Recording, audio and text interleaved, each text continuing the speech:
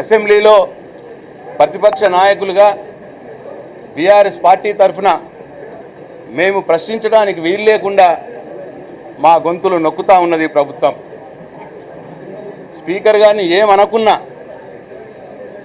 మా తప్పేం లేకున్నా ఇవాళ జగదీష్ రెడ్డి గారి మీద నింద మోపుతూ ఇవాళ 11 గంటలకు వాళ్ళు బ్రేక్ చేసినారు అసెంబ్లీని.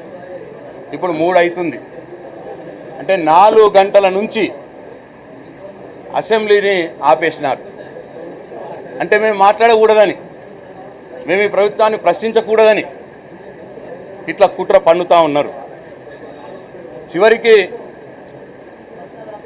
మా నాయకుడు కేసీఆర్ గారిని అడిగినాం, సార్ ఇట్లా వీళ్ళు కావలసుకొని అసెంబ్లీని వాయిదా వేసినారు, 4 గంటలైంది, ఇంకా ఏం చెప్తలేరు అని అంటే కేసీఆర్ గారు మాకు ఒకటే మాట చెప్పినారు, ఒకవేళ మీరు ఏమనుకున్నా సరే, మీ పైన తప్పు లేకున్నా సరే, వారు స్పీకర్ గారిని అడ్డం పెట్టుకుంటున్నారు కాబట్టి మీరే హుందాగా, ఒకవేళ మేమేమి తప్పు మాట్లాడకున్నా, ఒకవేళ స్పీకర్ గారు అలా భావిస్తే స్పీకర్ గారికి విచారం వ్యక్తం చేసి మీరు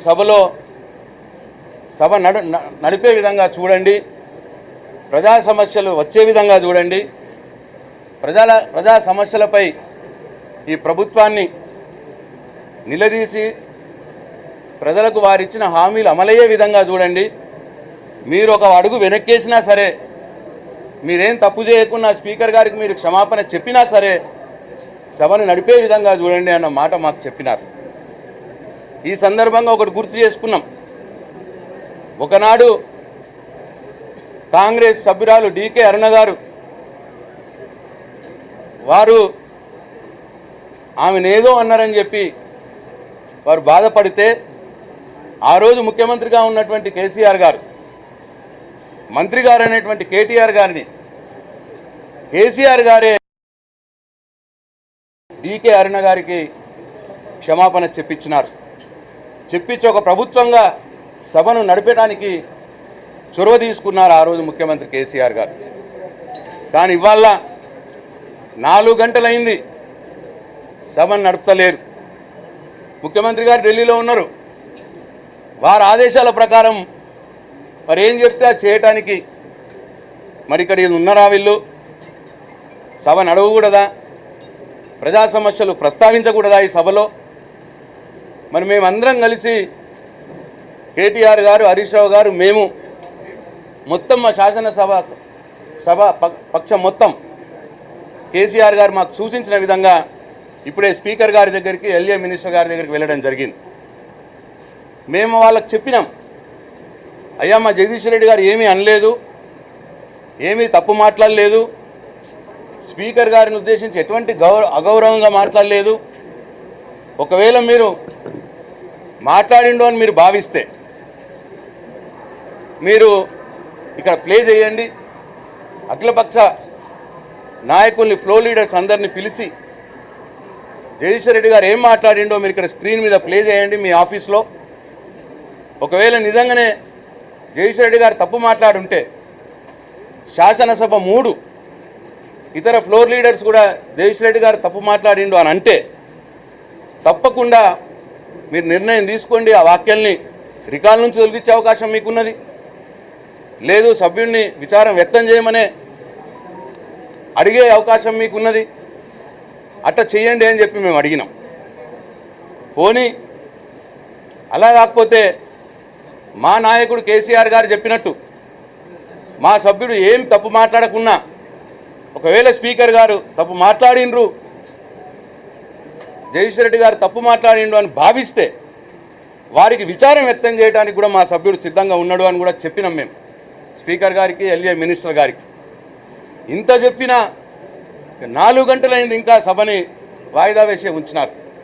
అంటే దీని అర్థం మా సభ్యుడు జగదీష్ రెడ్డి గారు కావచ్చు, మా శాసనసభ మా పక్షం నుంచి ఇంకా వేరే సభ్యులు మాట్లాడకుండా ఉండేది. ఇవాళ ఈ రాష్ట్రంలో అనేక సమస్యలు ఉన్నాయి. ఇవాళ రైతులు సాగునీరు లేక వాళ్ళ పొలాలు ఎండిపోయి గోసపడి ఏడుస్తూ ఉన్నారు. అందరు టీవీలలో చూస్తున్నాం. మంచినీళ్ళు సరిగ్గా రాక ఆడబిడ్డలు ఇబ్బంది పడుతూ ఉన్నారు. ఇట్లా అనేక సమస్యలు ఇవాళ గురుకుల పాఠశాలలో విద్యార్థులు చనిపోతూ ఉన్నారు. ఇవాళ చిరుద్యోగులకు వేతనాలు సక్రమంగా రావడం లేదు. చిన్న చిన్న కాంట్రాక్టర్లకు బిల్స్ ఇవ్వడం లేదు. ఎవరైతే వాళ్ళ మనుషులున్నారో వాళ్ళకే బిల్స్ ఇచ్చుకుంటా పోతా ఉన్నారు.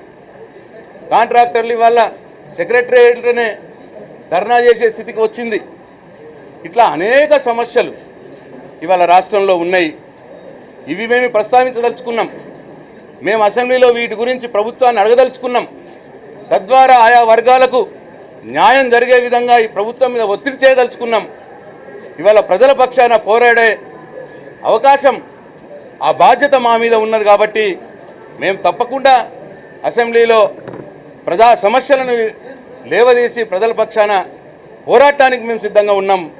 మరి ఇవాళ మేము అడగకూడదు అని, వాళ్ళని ఎక్కడనో ఇబ్బంది అవుతుందేమో అని, ప్రభుత్వానికి జవాబు లేక, ఈ ప్రజా సమస్యల పరిష్కారం దిశగా వాళ్ళకి ఆలోచన లేక, వాళ్ళకి ఎక్కడ ఇబ్బంది అవుతుందో అని చెప్పి ఇవాళ అసెంబ్లీలో మా గొంతు నొక్కే కుట్రలో భాగంగానే ఇవాళ అనవసరంగా ఒక వివాదంని బయటకు తీసుకొచ్చి ఏమీ లేకున్నా ఉన్నది అన్నట్టు చిత్రీకరించి ఇవాళ 4 గంటల పాటు ఇవాళ అసెంబ్లీని వాయిదా వేసినారు. కాబట్టి దీన్ని మేము తీవ్రంగా ఖండిస్తూ ఉన్నాం. తప్పకుండా మీరు అసెంబ్లీలో మా గొంతు నొక్కితే ప్రజాక్షేత్రంలో మేము మిమ్మల్ని నిలదీస్తాం. ప్రజా సమస్యల పట్ల పోరాడతాం. ప్రజల వైపున ఉంటాం, రైతుల వైపున ఉంటాం, మా ఆడబిడ్డల వైపున ఉంటాం. తప్పకుండా మేము పోరాటం చేస్తాం. నేను ఈ సందర్భంగా ఇప్పటికైనా ఈ ప్రభుత్వాన్ని నేను డిమాండ్ చేస్తూ ఉన్నా, వీడియో స్క్రీన్ మీద చూపియండి మా జగదీశ్వర్ రెడ్డి గారు ఏమన్నారో. మొత్తం అఖిలపక్షం ఆల్ ఫ్లోర్ లీడర్స్ని పిలవండి మీ ఆఫీస్లోకి, మీ ఆఫీస్లోనే చూపియండి, ప్లే చేయండి. ఒకవేళ జగదీశ్వర్ రెడ్డి గారు ఏదైనా తప్పు మాట్లాడుంటే అవి తన రికార్డుల నుంచి తొలగియండి. లేదు మా సభ్యుడిని ఆదేశించండి మీరు విచారం వ్యక్తం చేయమని, మేము రెడీగా ఉన్నాం. లేదు మా నాయకుడు కేసీఆర్ గారు చెప్పినట్టు మేమేం తప్పు మాట్లాడకున్నా, ఒకవేళ స్పీకర్ గారు తప్పు మాట్లాడినామని భావిస్తే మేము విచారం వ్యక్తం చేయడానికి సిద్ధంగా ఉన్నాం సభలో. దయచేసి సభను మొదలు పెట్టండి. మా సభ్యుడికి జగదీశ్వర్ రెడ్డి గారికి మళ్ళీ అవకాశం ఇవ్వండి. ప్రజల పక్షాన సమస్యలు ప్రస్తావించడానికి ఒక ప్రతిపక్ష సభ్యులుగా మేము సిద్ధంగా ఉన్నాం. మాకు అవకాశం ఇవ్వాలా, మా గొంతు నొక్కద్దు అని చెప్పి నేను మరొకసారి ఈ ప్రభుత్వాన్ని నేను డిమాండ్ చేస్తూ ఉన్నాను. జై తెలంగాణ.